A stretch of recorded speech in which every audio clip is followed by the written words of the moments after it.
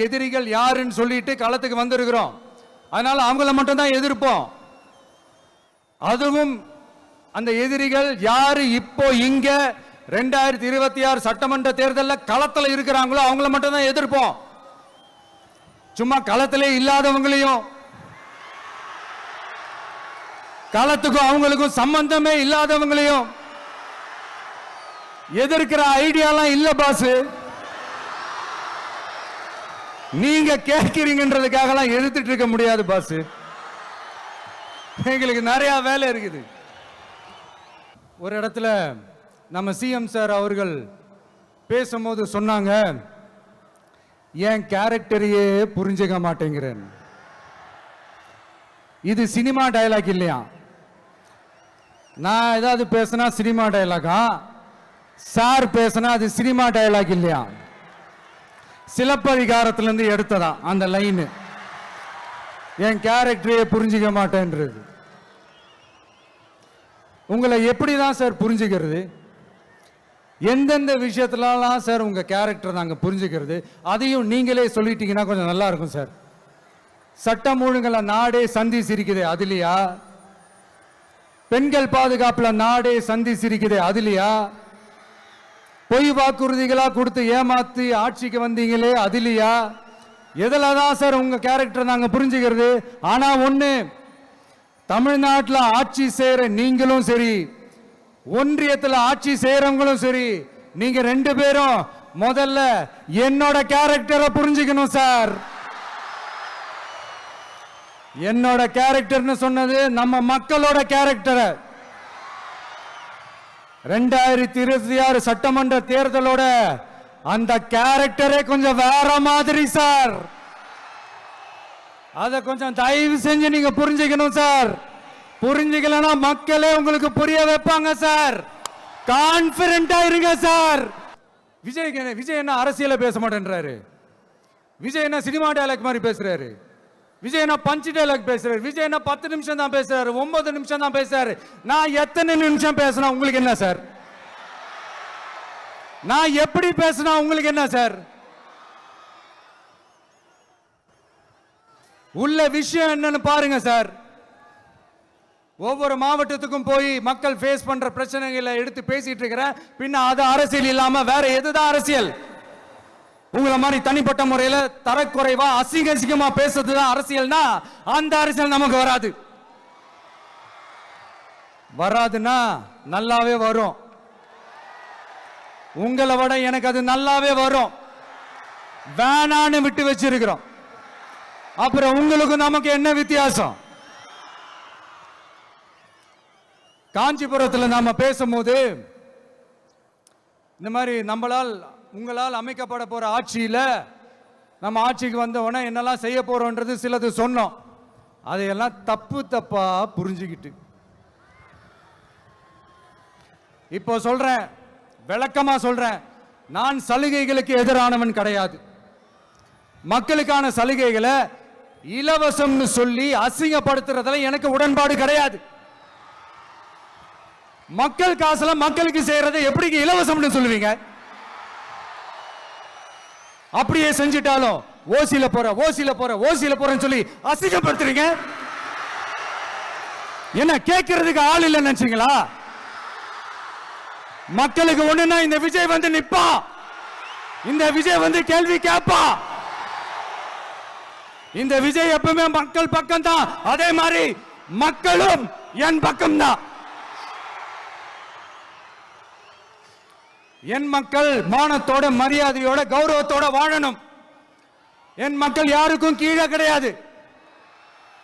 அப்படி அவங்க கௌரவத்தோட வாழணும்னா அவங்களுக்கான வாழ்க்கை தரம் உயரணும். வாழ்க்கை தரம் உயரணும்னா அவங்களோட வாழ்வாதாரம் உயரணும்.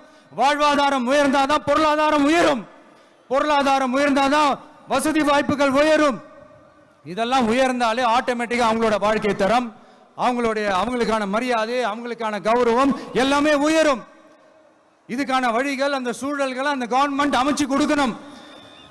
இதுக்கான அந்த திட்டங்களை செயல்படுத்தணும். இதெல்லாம் செஞ்சாதான் அந்த அரசாங்கம் ஒரு நல்ல அரசாங்கம். இதைத்தான் சொன்னோம்.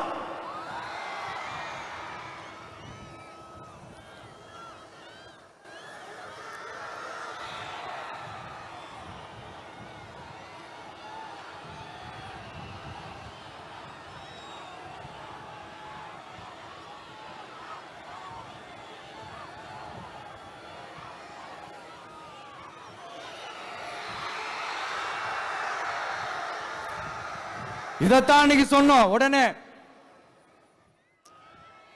சொன்னா மட்டும் போதுமா? எப்படி செயல்படுத்துவீங்க? நாங்க என்ன வாயிலேயே வடை சுடுறதுக்கு டிஎம்கேவா, டிவிகேடா?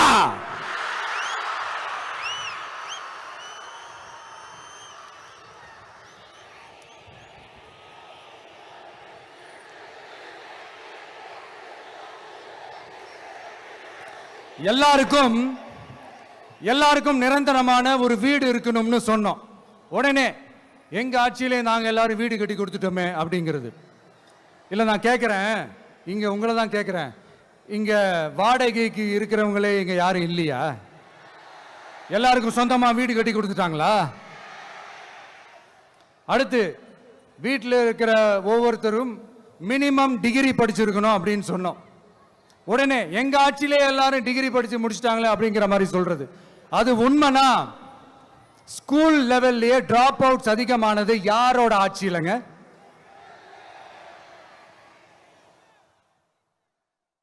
பசங்க பிள்ளைங்க யாரும் ஸ்கூல்ல சேரலன்னு சொல்லிட்டு எனக்கு தெரிஞ்சு 207 கவர்மெண்ட் ஸ்கூல்ஸ் மூடினது யாரோட ஆட்சியிலங்க?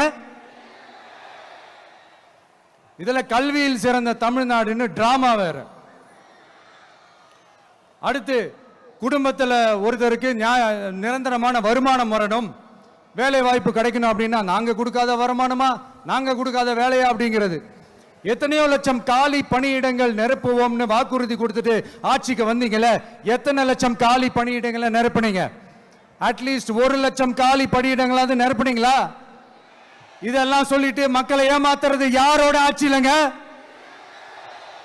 அடுத்து ரொம்ப முக்கியமா, பெண்களுக்கு பாதுகாப்பு இல்ல, சட்டம் ஒழுங்கு சரியா இல்லைன்னு சொன்னா தமிழ்நாட்டில் பெண்கள் பாதுகாப்பு தான் அதிகமா இருக்குதான். நீங்க சொல்லுங்க மக்களே, பெண்கள் பாதுகாப்பு இருக்கு, சட்டம் ஒழுங்கு சரியா இருக்கு? அவங்க சொல்றது உண்மையா? அவங்க சொல்றதை நீங்க ஏத்துக்கிறீங்களா? சத்தமா கேக்குதா சார்? இதுதான் ரியாலிட்டி, இதுதான் நிஜம். நம்மளுடைய ஆட்சியில சட்டம் ஒழுங்குல சமரசமே இருக்காது. அதனாலதான் இவ்வளவு ஸ்ட்ராங்கா சொல்றோம், தைரியமா இருங்க மக்களே. இந்த மாதிரி விஷயங்கள்லாம் நம்ம மக்கள் கிட்ட எடுத்து சொன்னா உடனே இந்த இது எடுத்துட்டு வந்துருவாங்க.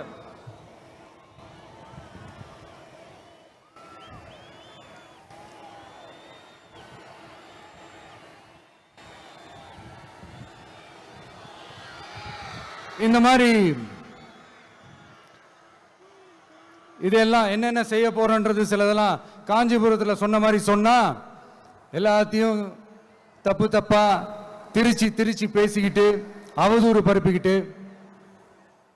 நான் கூட யோசிப்பேன், எம்ஜிஆர் அவர்களும் மேடம் ஜெயலலிதா மேடம் அவங்களும் ஒரே வார்த்தையில சொல்லி இந்த திமுகவை காலி பண்ணாங்கல்ல.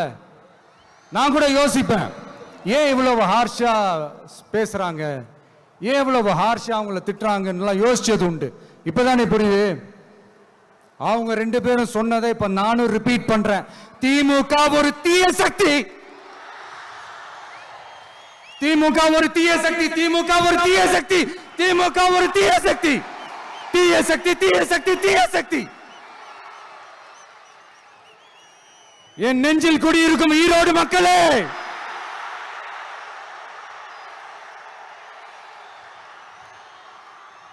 டிவிகே ஒரு தூய சக்தி. எப்படி? டிவிகே ஒரு தூய சக்தி. தூய சக்தி டிவிகேவுக்கும் தீய சக்தி டிஎம்கேவுக்கும் தான் போட்டியே.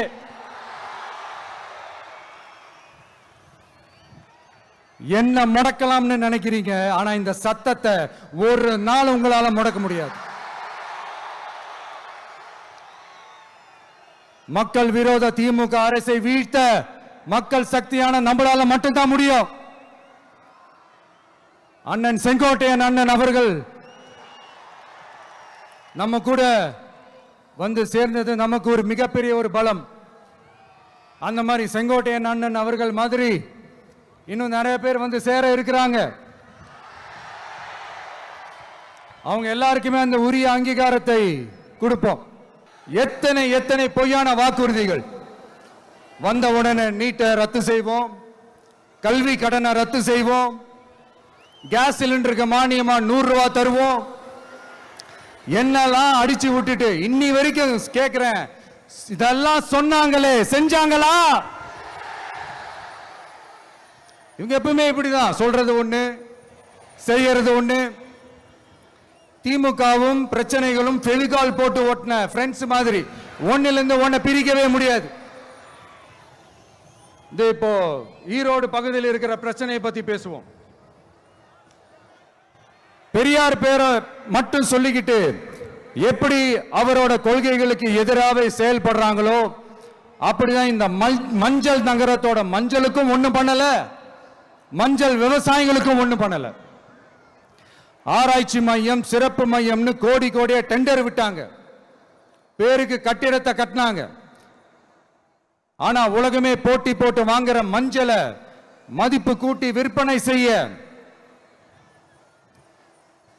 அதாவது அதோட வேல்யூ இன்க்ரீஸ் பண்ணி நம்ம விவசாயிகளுக்கும் இந்த மாவட்ட மக்களுக்கும் நன்மை செய்ய இதுவரைக்கும் என்ன செஞ்சிருக்காங்கன்னு யோசிச்சு பார்த்தா ஒரு பெரிய ஜீரோ தான்.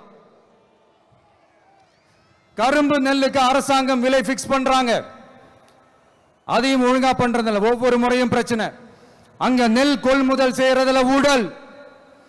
சரி, நாம கஷ்டப்பட்டு விளைய வச்சது வீணா போக கூடாதுன்னு நினைச்சு நம்ம விவசாயிகள் கேட்கிற லஞ்சத்தை கொடுத்தாலும் அதுக்கப்புறம் கூட அந்த கொள்முதல் ஒழுங்கா நடக்கிறது இல்லை. அதையும் தாண்டி ஏதோ ஒரு விலை விவசாயிகளுக்கு கிடைக்குது. அப்படிலாம் இல்லாம ஒழுங்கா நேர்மையா நம்ம மஞ்சளுக்கும் நியாயமான விலை பிக்ஸ் பண்ணி தரமான விதைகளை கொடுத்தா என்ன குறைஞ்சா போயிடுவாங்க? இதெல்லாம் யோசிக்கிறதுக்கு அவங்களுக்கு நேரமே இல்லை. 24x7 அவங்களோட யோசனை என்ன தெரியுமா? இந்த விஜயை எப்படி முடக்கலாம், தமிழக வெற்றி கழகத்தை எப்படியெல்லாம் முடக்கலாம், அப்படிதான் அவங்களுடைய சிந்தனையே 24x7. எத்தனையோ வருஷத்துக்கு முன்னாடி நம்ம காளிங்கராயர் நதிகளின் இணைப்புக்கு முன்னோடியா இருந்தார். பவானி ஆத்துல வர அதிகமான தண்ணி அணை கட்டி தேக்கி தண்ணீர் வறட்சியான பகுதிகளுக்கு அனுப்பினாரு. ஆனா இன்னைக்கு இவ்வளவு நவீன வசதிகள் இருந்தோம், இவ்வளவு சயின்ஸ் வளர்ச்சிகள் இருந்தோம், இவ்வளவு டெக்னாலஜி வளர்ச்சிகள் இருந்தோம், அவங்க வாக்குறுதியில் ஒண்ணு கொடுத்தாங்கல்ல, பவானி நொய்யலாறு அமராவதி 6 இணைப்பு திட்டத்துக்கு ஒரு துரும்ப கூட கிள்ளி போடல. வாக்குறுதி நம்பர் 103 சொன்னாங்களே செஞ்சாங்களா? சரி, இதாவது ஒரு பெரிய ப்ராஜெக்ட் வைங்க. ஆறுகளை சுத்தப்படுத்த பல ஆயிரம் கோடி நிதி ஒதுக்குவோம், தமிழ்நாட்டில் உள்ள ஆறுகளை சுத்தப்படுத்துவோம்னு சொன்னாங்களே செஞ்சாங்களா? ஆனா ஆத்து மணலை கொள்ளையடிக்கிறதுல மட்டும் வேலையை கரெக்டா செய்வாங்க. இதை நான் ஏன் திரும்ப திரும்ப சொல்றேன்னா, மக்களே நீங்க புரிஞ்சுக்கணும். கொஞ்சம் மசந்தா மற்ற மாவட்டங்கள்ல மணல் காணாம போன மாதிரி, மலைகள் காணாம போன மாதிரி, நம்ம மாவட்டத்தில் தனி வளத்தை கொடுத்த செம்மண்ணும் காணாம போறதுக்கு வாய்ப்பு இருக்கு மக்களே. நம்ம மண்ணுக்கும் நம்ம ஆத்துக்கும் நம்ம விவசாயிக்கும் தான் இந்த மோசமான நிலைமை. அதனால ஏதாவது தொழில் செஞ்சு பிழைக்கலாம்னு பார்த்தா அதுக்கும் எங்க விடுறாங்க? தொழில்னு பார்த்தா 30% நெசவாளர்களுக்கு கூலி பாக்கி. அரசாங்கம் நம்ம நெசவாளர்கள் கிட்ட இருந்து கொள்முதல் செய்த வேட்டி சேலைக்கான கூலியை கூட போராடித்தான் வாங்க வேண்டியதா இருக்குது. அது சலுகையோ உதவியோ நலத்திட்டமோ கிடைக்காது. நம்ம உழைப்புக்கான ஊதியம், நம்மளோட உரிமை, அதுக்கே போராட வேண்டிய நிலையில தான் இந்த அரசாங்கம் நம்மளை வச்சிருக்கு. நல்லா பார்த்துக்கங்க மக்களே, உரிமைக்கு குரல் கொடுத்தவங்க தான் இவங்க. சிறு குறு தொழில்கள் பீக் ஹவர்ஸ் சார்ஜ்னு கரண்ட்டுக்கு அநியாய விலை வச்சு அதையும் செய்ய விடாம நம்மளை முடக்கிறாங்க. அந்த பீக் ஹவர்ஸ் சார்ஜ் கொள்ளையால எத்தனை வருஷமா எவ்வளவு பேர் பாதிக்கப்படுறோம், எவ்வளவு தொழில்கள் பாதிக்கப்படுது. நாமளும் கத்துறோம், போராடுறோம், கோரிக்கை வைக்கிறோம். எதையாவது இவங்க கண்டுக்கிறாங்களா? கொஞ்சம் யோசிங்க. ஏன் கண்டுக்க மாட்டேன்றாங்கன்னு கொஞ்சம் யோசிங்க.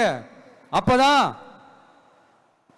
அப்போதாங்க பிரைவேட்ல அதிக விலைக்கு கரண்ட் வாங்க முடியும், அதுக்கு டெண்டர் விட முடியும். அப்படி டெண்டர் விட்ட மேட்டர்ல எல்லாம் என்ன நடக்கும்னு உங்களுக்கும் தெரியும், எனக்கும் தெரியும், நம்ம எல்லாருக்குமே தெரியும். இந்த மாதிரி ஈரோடுல மட்டும் இல்ல, எந்த மாவட்டத்துக்கு போனாலும் பிரச்சனைகள் மேல பிரச்சனைகள் தான். அதையெல்லாம் தீக்கிறதுக்கு ஒரு சொல்யூஷன் கூட சொல்லாம இதுல வேற பெருமையா மாடல் அரசு மாடல் அரசுங்கிறது. இல்ல நான் கேட்கிறேன், கூச்சமா இல்ல?